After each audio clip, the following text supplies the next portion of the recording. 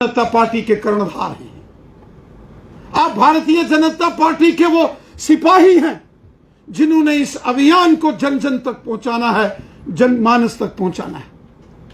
यहां सुबह से चर्चा हो रही थी, जो काम हमारे मोदी साहब ने किए, 3 प्रकार की बातें जिसको हमने जनमानस के साथ रखना है। पहली बात, जो जनमानस को, लोगों को व्यक्तिगत फायदा हुआ है, पर्सनल, जो यहां स्कीमें बताई गई, आयुष्मान भारत, गोल्डन कार्ड, किसान सम्मान निधि, 6-6 हजार किसानों के खाते में, गरीब लोगों को मकान बना के दिए, गरीब बच्चों को scholarship schemes, SC ST minorities के लोगों को, बच्चों को स्कॉलरशिप्स, जो लोगों को पर्सनल बेनिफिट्स हुए हैं, उसका जिक्र हमने जनमानस के साथ करना है। और इसके साथ साथ जो लोगों को कम्युनिटी बेस्ड फायदा हुआ है, रजौरी पुंछ की बात करें तो national highway, flyovers, tunnel, tourism, गांव गांव में सड़कें, school, hospital, medical colleges, Samba, Kathua, पहाड़ी जिला, बनी, बिलावर, बसोली की बात करें, एम्स, जम्मू की बात करें, एम्स हॉस्पिटल, कठुआ का मेडिकल कॉलेज हॉस्पिटल, गांव गांव में सड़कें, स्कूल, बिजली, पानी, उधमपुर हो, रियासी, डोडा, किश्तवाड़, रामबन हो, हर जगह भारतीय जनता पार्टी की सरकार ने जबरदस्त डेवलपमेंट की है। मोदी सरकार ने कोई कसर नहीं छोड़ी, हजारों करोड़ रुपया इंफ्रास्ट्रक्चर डेवलपमेंट पर लगा है।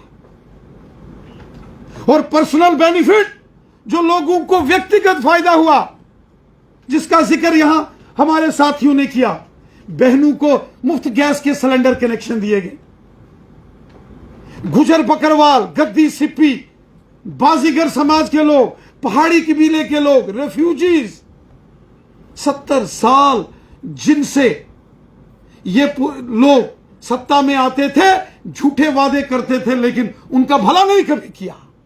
आज उनका भला किया तो हमारी सरकार ने। तो इसलिए व्यक्तिगत जो लोगों का लाभ हुआ है, कम्युनिटी बेस्ड जो लोगों को फायदा हुआ है, और फिर राष्ट्रीय स्तर पर जो मोदी साहब ने काम किए, उसका जिक्र भी होना चाहिए। कौन सोचता था कि G20 का सम्मेलन कश्मीर में होगा? कोई सोचता था? कोई सोचता था कि लाल चौक के अंदर युवा मोर्चा के कार्यकर्ताओं ने भव्य कार्यक्रम किया वहां, और भव्य कार्यक्रम आज हर रोज लाल चौक की भव्यता देखती बनती है। आज जम्मू स्मार्ट सिटी हो, श्रीनगर स्मार्ट सिटी हो, आज आप कश्मीर के अंदर चले जाओ, जम्मू संभाग, जम्मू रीजन तो भारतीय जनता पार्टी का गढ़ रहा है। आज कश्मीर के अंदर आप चले जाओ, करनाल चले जाओ, टंगधार, टीठवाल चले जाओ, केरन चले जाओ, मच्छल, लोलाब चले जाओ, उड़ी चले जाओ, कश्मीर घाटी के किसी कोने में चले जाओ, अनंतनाग, कुलगाम, शोपियान, जैनपुरा, कुकरनाग, धमाल, हांजीपुरा, काजीकुंड चले जाओ, पहलगाम चले जाओ, कपरन चले जाओ, दूर से दूर चले जाओ, हर क्षेत्र के अंदर आपको भारतीय जनता पार्टी के साथ जुड़ता हुआ लोगों का एक कारवां, एक काफिला नजर आता है। यह कारवां और काफिला जो आज जम्मू के साथ साथ वादी कश्मीर में आ रहा है, ये क्या है? ये वो मोदी साहब की योजनाएं हैं जिसका लाभ लोगों को हो रहा है, वो स्कीमें जिससे गरीब लोगों को फायदा हो रहा है। जब हजारों गरीब लोगों के सर के ऊपर मकान बना के, छत बना के नरेंद्र मोदी साहब ने दी, तब जनमानस बोलता है, अब की बार मोदी सरकार, फिर एक बार मोदी सरकार, बार बार मोदी सरकार। ये लोग इसलिए बोलते हैं कि लोगों का भला हुआ है। वो क्षेत्र यहां कभी बीजेपी का झंडा नहीं कोई उठाने वाला था, वहां भारतीय जनता पार्टी की रैलीज होती है।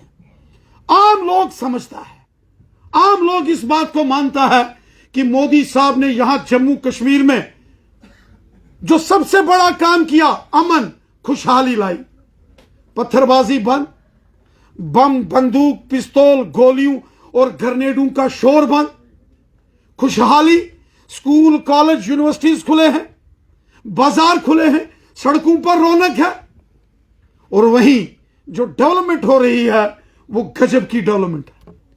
खुद जो विपक्ष के नेता हैं, अपोजिशन पार्टीज के लोग, खुद यहां के पूर्व जो मुख्यमंत्री हैं श्री उमर अब्दुल्ला, उन्होंने एक टेलीविजन इंटरव्यू के अंदर इस बात को माना कि जम्मू कश्मीर के अंदर अमूल चूक परिवर्तन है, अमन है, शांति है और डेवलपमेंट है। यह उन्होंने एक नेशनल चैनल के ऊपर एडमिट किया, क्योंकि ये चीजें आम जनमानस को नजर आ रही है।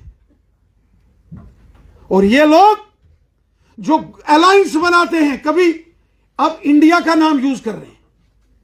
ये यूपीए था ना पहले, यूपीए अलायंस, अब एनडीए क्यों हो गया? कभी आपने सोचा?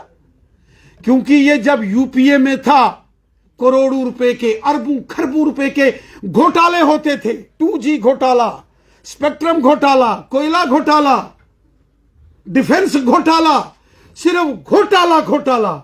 इनका नाम आता था यूपीए, सिर्फ आता था घोटाला। अब इनको लगा कि ये तो यूपीए का मतलब ही है घोटाला।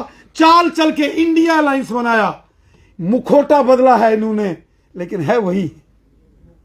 और यहां आके धरना देते हैं जम्मू में। और आपने एक चीज देखी धरने में, क्या गजब की बात हुई। जिन्होंने कहा धरना करेंगे, घर से निकले, रास्ते में बीमार हो गए, गाड़ी मोड़ी, चलो हॉस्पिटल चलते हैं। ये क्यों बीमार हो गए आपको मालूम है? क्योंकि धरने में लोग ही नहीं आए।